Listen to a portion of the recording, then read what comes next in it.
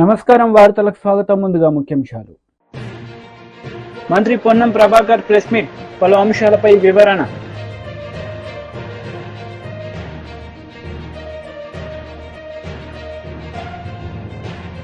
మాజీ మంత్రి Ambati Rambabu press meet, TDP నేతలపై ఫైర్. మంత్రి పొన్నం ప్రభాకర్ మీడియా సమావేశం నిర్వహించారు. ఈ సందర్భంగా పలు అంశాలపై ఆయన మాట్లాడారు. మా గౌరవ ముఖ్యమంత్రి గారు మిమ్మల్ని అడుగుతా ఉన్నారు. కేంద్ర మంత్రి అయిన హైదరాబాద్ నుంచి మొత్తం యావత్ తెలంగాణకు ప్రాతినిధ్యం వహిస్తా ఉన్నారు.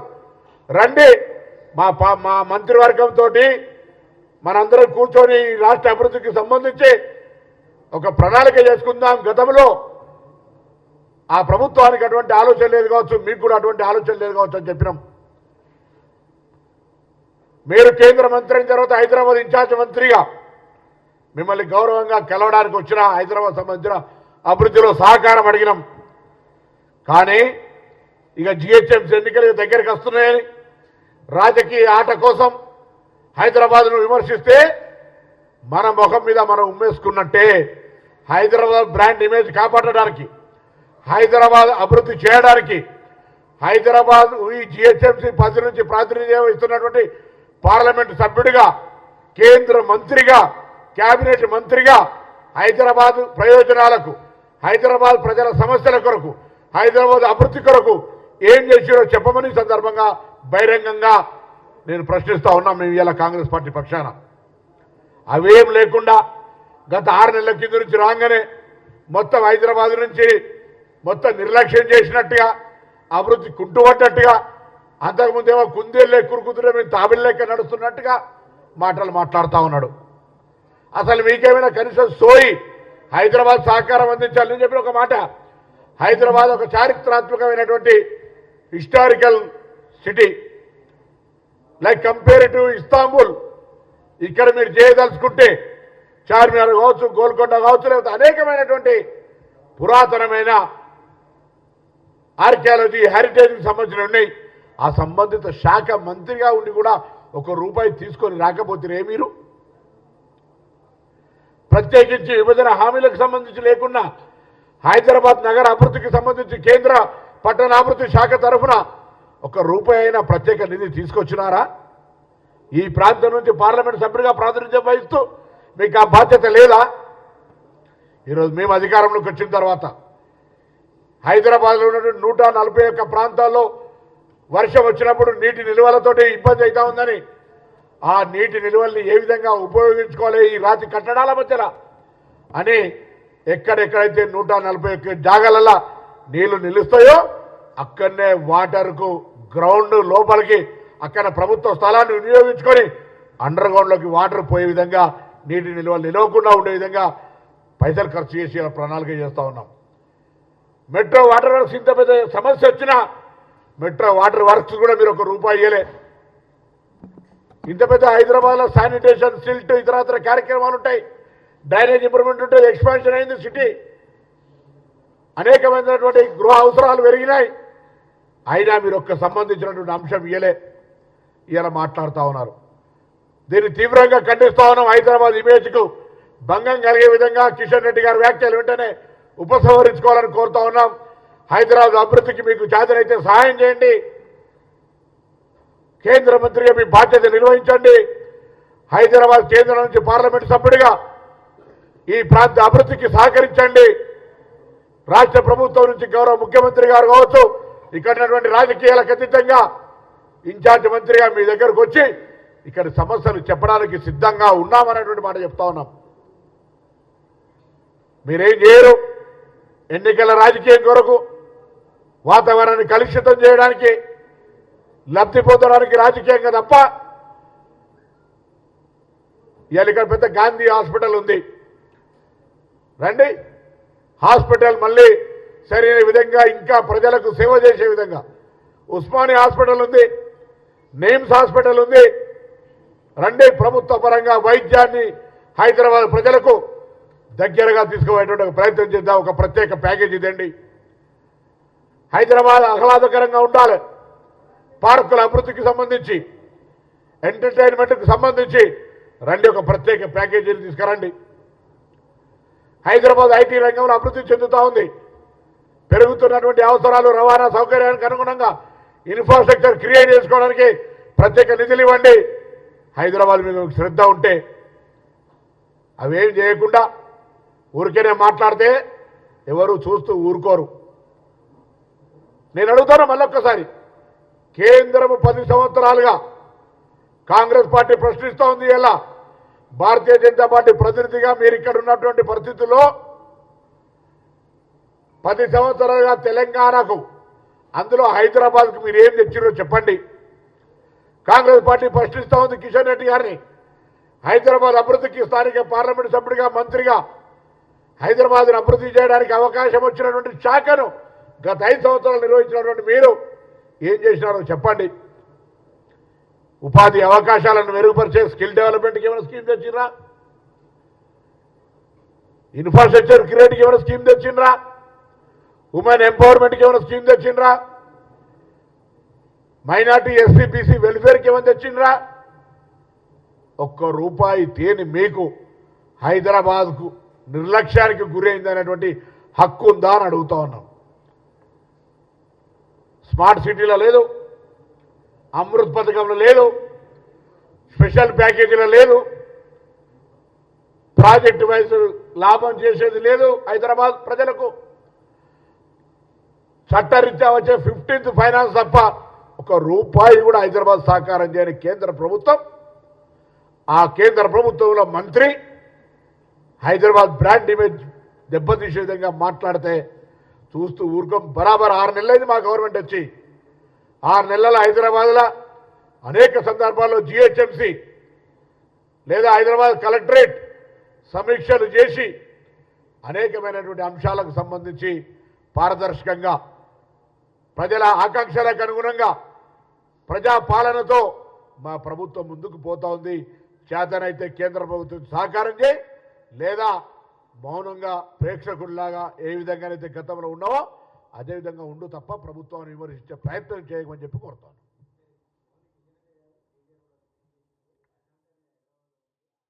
YCP leader Ambati Rambabu media సమావేశం నిర్వహించారు. ఈ సందర్భంగా పలు అంశాలపై ఆయన మాట్లాడారు. చెప్పాడులే, ఇంటింటికి వెళ్ళి ఒకచోట 4 పిల్లలు కనపడితే అమ్మ నీకు 15,000, నీకు 15,000, నీకు 15,000, నీకు 15,000, నలుగురికి 60,000 వచ్చేస్తాయి గుద్దేని సైకిల్ మీద అని సైకిల్ వేసుకెళ్ళి చెప్పాడు ఆయన. ఇంటింటికి వెళ్ళి ప్రచారం చేశారు. శభాష్, తప్పు లేదు. మీరు మేనిఫెస్టోలో పెట్టారు, వాగ్దానం చేశారు, సూపర్ 6లో పెట్టారు, ప్రచారం చేసుకున్నారు, ఓట్లు వేసుకున్నారు, అధికారంలోకి వచ్చారు. ఏం చేయాలి ఇప్పుడు? అమలు చేయాలా లేదా? అమలు చేయాల్సిన బాధ్యత మీకుందా లేదా? రాత్రేనండి GOMS 29 రిలీజ్ చేశారు. అంతేగా GOMS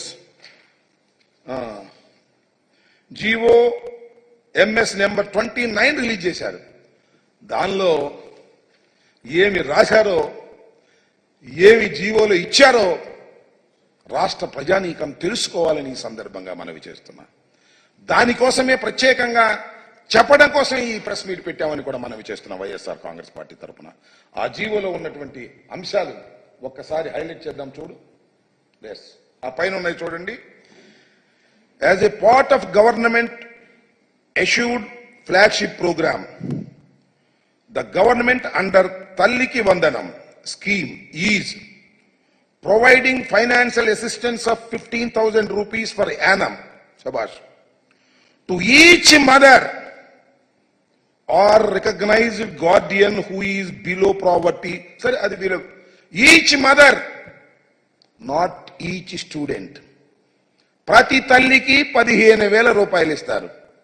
ఎలాగా? జగన్మోహన్ రెడ్డి గారు ఎలా ఇచ్చారో అలాగే ఇస్తారు. ఒక తల్లి 2 బిడ్డల్ని స్కూలుకు పంపితే 30,000 ఇవ్వరు. 3 పిల్లల్ని పంపితే 45,000 ఇవ్వరు. 4 పిల్లల్ని పంపితే 60,000 ఇవ్వరు.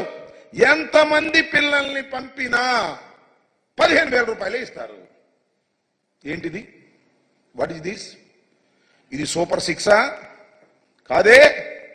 సూపర్ మోసం కాదా అని అడుగుతా ఉన్నా. ఇది తల్లికి వందనమా?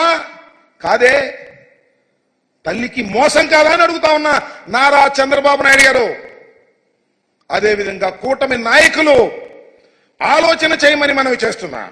ఇవాళ మీరు చేసినటువంటి పని ఎంత దారుణమైనటువంటి అంశం అంటే, ఎంతమంది ఉన్నారండి తల్లులు ఈ రాష్ట్రంలో? మా లెక్క ప్రకారం లాస్ట్ టైం ఇప్పుడు పెరిగి ఉంటారు.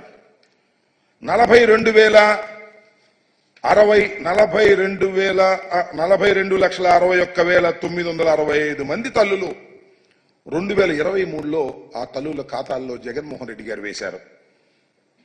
6,392 కోట్ల రూపాయలు ఆ రోజున వేయటం జరిగింది. అంతమంది తల్లుల్ని మోసం చేయటం కాదా అని అడుగుతా ఉన్నా నారా చంద్రబాబు నాయుడు గారు. అసలు నాకు తెలియక అడుగుతలే. ఇచ్చిన వాగ్దానాన్ని నిలబెట్టుకుంటే ఆయన నారా చంద్రబాబు నాయుడు ఎందుకు అవుతాడు? మరెవరో అయ్యేవాళ్ళు. నేను చాలా సందర్భాల్లో చెప్పా, గతంలో కూడా ఎన్నికలకు ముందు, ఇచ్చిన ప్రతి వాగ్దానాన్ని నిలబెట్టుకున్న మొనగాడు జగన్మోహన్ రెడ్డి. ఇచ్చిన ప్రతి వాగ్దానాన్ని తుంగలో తొక్కిన మోసగాడు నారా చంద్రబాబు నాయుడు అని మనవి చేశాను. ప్రజలు మరి రిసీవ్ చేసుకోలేదో, మరి ఏం జరిగిందో మాకు తెలియదు. కానీ నాకు తెలియగలుగుతాను, ఆయన చంద్రబాబు నాయుడు గారు ఇంత పచ్చి మోసం రాష్ట్రంలో నువ్వు చేస్తున్నావంటే ఏం చెప్పాలని నేను అడుగుతా ఉన్నా. ఇది చంద్రబాబు నాయుడు గారికి అలవాటే, కొత్త ఏం కాదు. అలవాటు పడిన వ్యక్తే, మోసం చేయటంలో బాగా అలవాటు పడినటువంటి వ్యక్తి. రైతులకు రుణమాఫీ చేస్తానని చెప్పి రుణమాఫీ ఎగ్గొట్టినటువంటి వ్యక్తి. దీనికి సమాధానం చెప్పవలసినటువంటి బాధ్యత కూటమికి ఉంది అని మనవి చేస్తున్నాం. ఇంత పచ్చి మోసాన్ని ఎలా ప్రజలు భరిస్తారో చెప్పాలి. ఇలాంటి తప్పుడు వాగ్దానాలు ఇచ్చి నేను చెప్తున్నా, జగన్మోహన్ రెడ్డి గారు ఏం చెప్పారు అమ్మఒడి కార్యక్రమంలో? అయ్యా, అమ్మఒడి సక్సెస్ఫుల్ గా అమలు చేశాం, మళ్ళా అమలు చేస్తాం. ఇంతకుముందు 15,000 ఇస్తున్నాం, ఇప్పుడు 17,000 ఇస్తాం అని తన వాగ్దానంలో చెప్పాడు, మేనిఫెస్టోలో. ఎందుకంటే రాష్ట్ర ఆర్థిక పరిస్థితి తెలుసు, జగన్మోహన్ రెడ్డి గారికి తెలుసు, చంద్రబాబు నాయుడు గారికి తెలుసు. కానీ చంద్రబాబు నాయుడు గారు ఏంటి, పని అయిపోయింది పర్లేదు అని మీకు తెలుసు కదా. చాలా సామెతలు ఉన్నాయి. రేవు దాటిన తర్వాత బీజేపీ లీడర్ మీడియా సమావేశం నిర్వహించారు. ఈ సందర్భంగా పలు అంశాలపై ఆయన మాట్లాడారు. వర్గ సమావేశం, శాసనసభ ఎన్నికలు జరిగి ఈ రాష్ట్రంలో కొత్త ప్రభుత్వం ఏర్పడినటువంటి తర్వాత, అదే రకంగా పార్లమెంట్ ఎన్నికలు జరిగి, సార్వత్రిక పార్లమెంటరీ ఎన్నికలు జరిగి, మూడోసారి భారత ప్రధానిగా నరేంద్ర మోడీ గారు ప్రధానమంత్రి అయినటువంటి తర్వాత తెలంగాణ రాష్ట్ర భారతీయ జనతా పార్టీ మొదటిసారిగా రాష్ట్ర కార్యవర్గ విస్తృత సమావేశాన్ని రేపు ఏర్పాటు చేయడం జరిగింది. దీంట్లో ముఖ్య అతిథులుగా కేంద్రం నుంచి ధర్మేంద్ర ప్రధాన్ గారు, మానవ వనరుల శాఖ మంత్రి రాబోతున్నారు.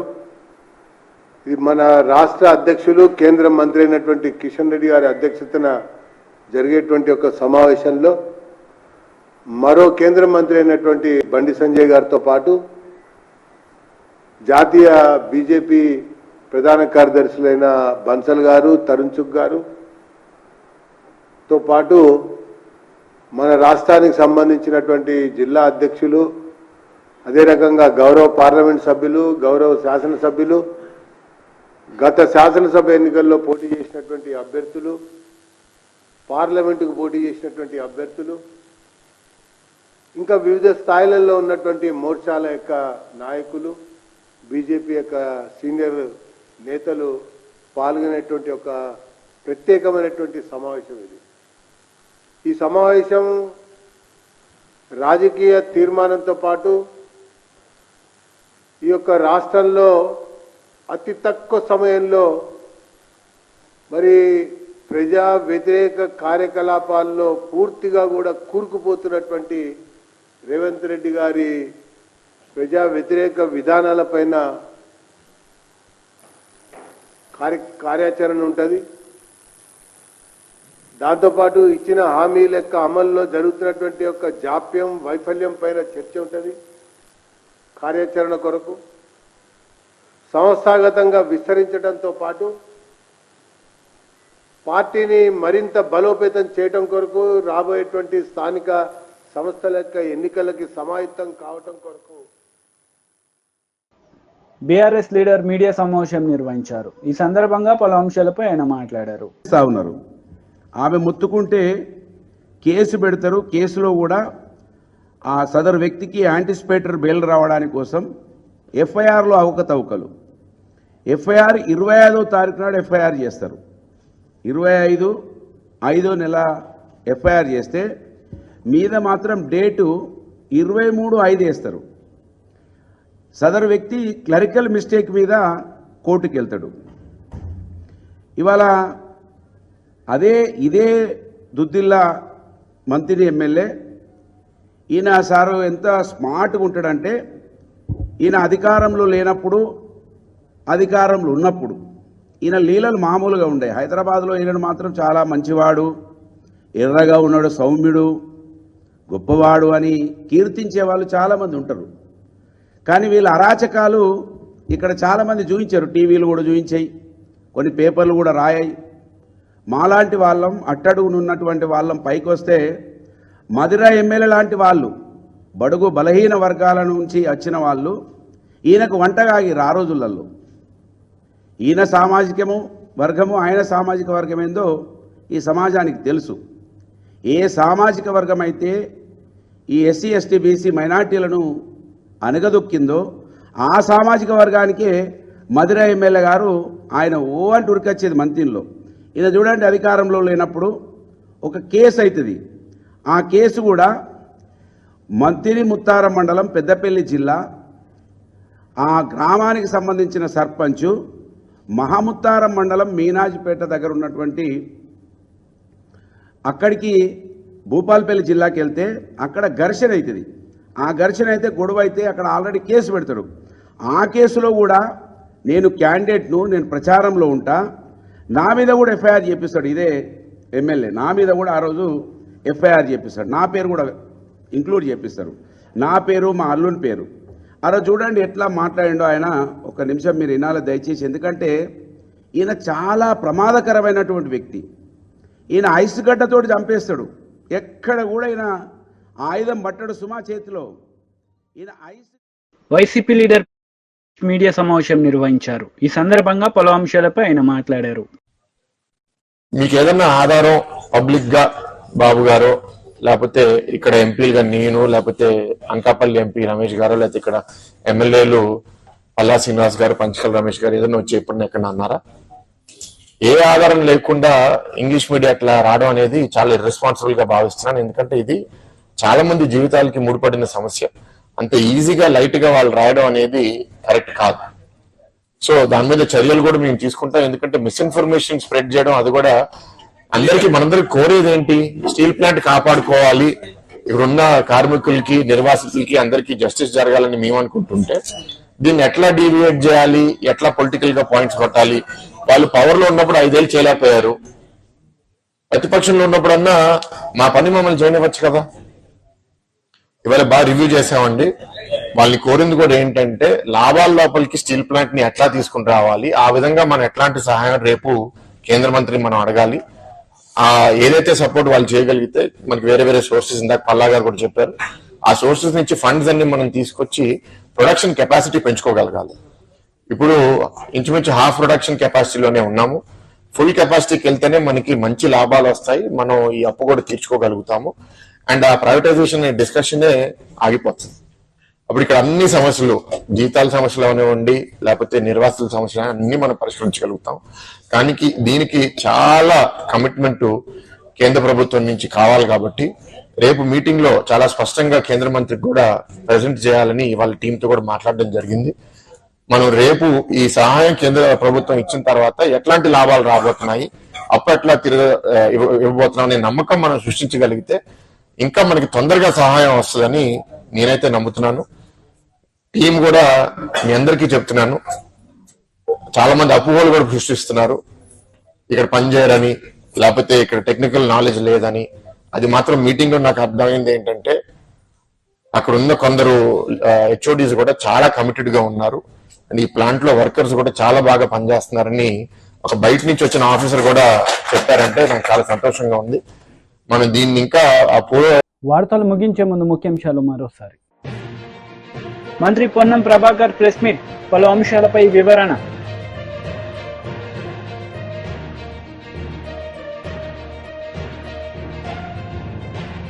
మాజీ మంత్రి Ambati Rambabu press meet, TDP నేతలపై ఫైర్. ఈ వార్తలు ఇంతటితో సమాప్తం. తిరిగి ప్రసారమయ్యే వార్తల్లో మళ్ళీ కలుద్దాం. అంతవరకు సెలవు. నమస్తే.